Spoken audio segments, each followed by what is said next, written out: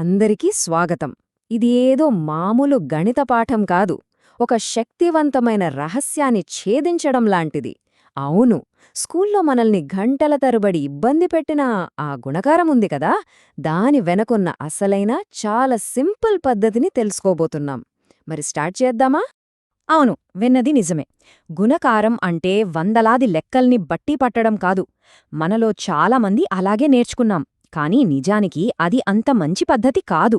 అసలు విషయమేంటంటే, వాటిని గుర్తు పెట్టుకోకుండానే లాజిక్తో నిర్మించే ఒక పద్ధతి ఉంది. ఇలాంటి ప్రశ్న చూడగానే మన బ్రెయిన్ ఒక్కసారిగా ఫ్రీజ్ అయిపోతుంది కదా.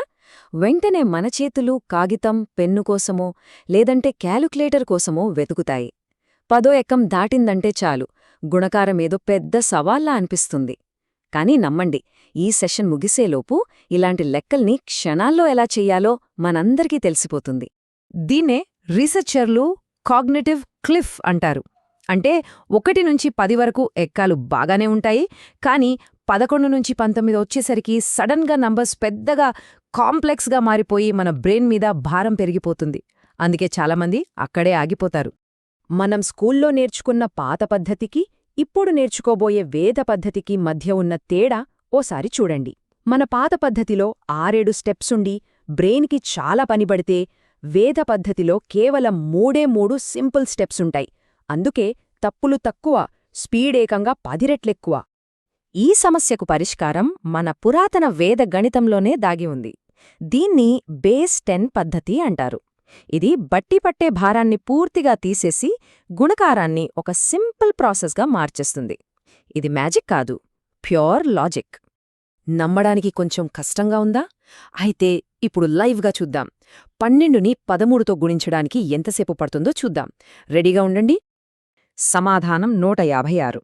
చూసారా? దీన్ని మనస్సులోనే క్షణాల్లో చేశాను. ఎలాగో తెలుసుకోవాలనుందా? ఆ సీక్రెట్ని ఇప్పుడు రివీల్ చేద్దాం. దీని వెనుకున్న లాజిక్ చాలా చాలా సింపుల్. అది తెలిస్తే ఎవ్వరైనా సరే చేయగలరు. ఈ మ్యాజిక్ని ఇప్పుడొక సింపుల్ అల్గోరిథంగా విడదీద్దాం. దీన్ని ఎవ్వరైనా నేర్చుకోవచ్చు. దీనికి కావలసింది కేవలం 3 ఈజీ స్టెప్స్ మాత్రమే. ఈ పద్ధతికి ఫౌండేషన్ విచలనం అనే కాన్సెప్ట్. అంటే మనం తీసుకున్న నంబర్ బేస్ 10 నుండి ఎంత ఎక్కువగా ఉంది అని. ఉదాహరణకు 12 అనేది 10 కన్నా 2 ఎక్కువ, సో దాని విచలనం +2. అలాగే 13 యొక్క విచలనం +3. ఇదే మొత్తం ట్రిక్కి కీలకం. ఇక్కడ చూడండి, ఈ 3 స్టెప్స్ ఎంత సింపులో. ఫస్ట్ విచలనాల్ని కనుక్కోవాలి. +2 +3. సెకండ్ స్టెప్, ఇక్కడే అస్సలు మ్యాజిక్ ఉంది. క్రాస్ యాడ్ చేయాలి. అంటే 12కి ఆ 3ని కలపండి, లేదా 13కి ఈ 2ని కలపండి. ఎలా చేసినా సమాధానం ఒకటే వస్తుంది, 15. భలే ఉంది కదా. ఇక ఫైనల్ స్టెప్, విచలనాలని గుణించాలి. 2 × 3 అంటే 6. ఇప్పుడు ఆ 15 ఈ 6 పక్కపక్కన పెట్టేయండి. అంతే, సమాధానం వచ్చేసింది, 156. సరే, బేసిక్స్ అర్థమయ్యాయి. కానీ ఈ పద్ధతిలో నిజంగా మాస్టర్ అవ్వాలంటే ఒక్కోసారి ఈ ట్రిక్ కొంచెం మారే ఒక సందర్భాన్ని ఎలా హ్యాండిల్ చేయాలో నేర్చుకోవాలి. దాన్నే క్యారీ లేదా ఓవర్ఫ్లో అంటారు. ఇప్పుడు కొంచెం పెద్ద నంబర్స్ తీసుకుందాం. ఫర్ ఎగ్జాంపుల్, 14ను 16తో గుణించాలి. ఇక్కడే మనకు ఓవర్ఫ్లో లేదా క్యారీ అనే కొత్త రూల్ అవసరమవుతుంది. ఇక్కడ వచ్చే అసలైన ఛాలెంజ్ ఇదే. విచలనాలు +4 మరియు +6. వాటిని గుణిస్తే 24 వస్తుంది. ఇంతకుముందు మనకు సింగిల్ డిజిట్ వచ్చింది. మరిప్పుడు ఈ 2 డిజిట్ నంబరొస్తే ఏం చెయ్యాలి? దీనికి సొల్యూషన్ కూడా చాలా సింపుల్. మొదటి స్టెప్ సేమ్. క్రాస్ యాడ్ చేస్తే 14 + 6 20 వస్తుంది. విచలనాలను గుణిస్తే 4 × 6 24. ఇక్కడే క్యారీ ఎంటర్ అవుతుంది. 24లోని 4ను పక్కన పెట్టి 2ను మన 20కి కలపాలి.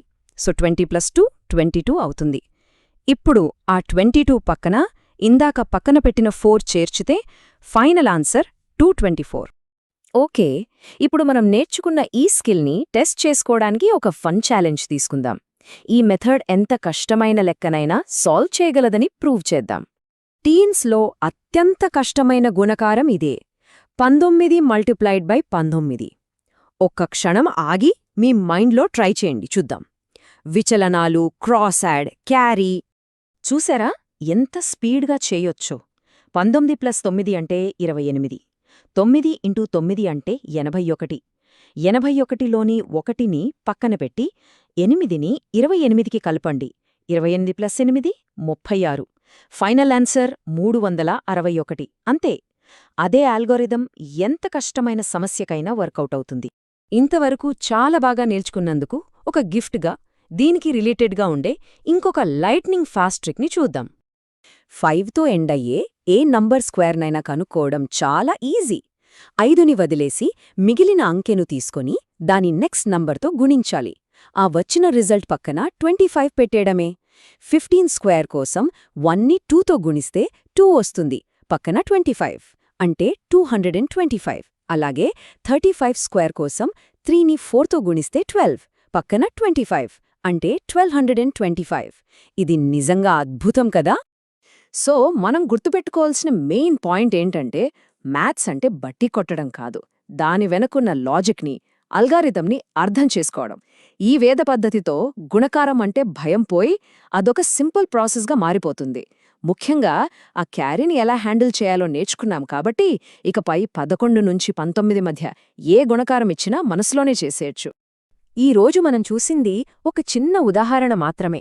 ఇలా మ్యాజిక్లా కనిపించి దాని వెనుక ఒక సింపుల్ లాజిక్ దాగి ఉన్న మ్యాథమెటికల్ మెథడ్స్ ఇంకా చాలా ఉన్నాయి. వాటి గురించి ఆలోచించండి. గణితాన్ని ఒక సీక్రెట్లా కాకుండా ఒక అడ్వెంచర్లా చూడటం మొదలుపెట్టండి.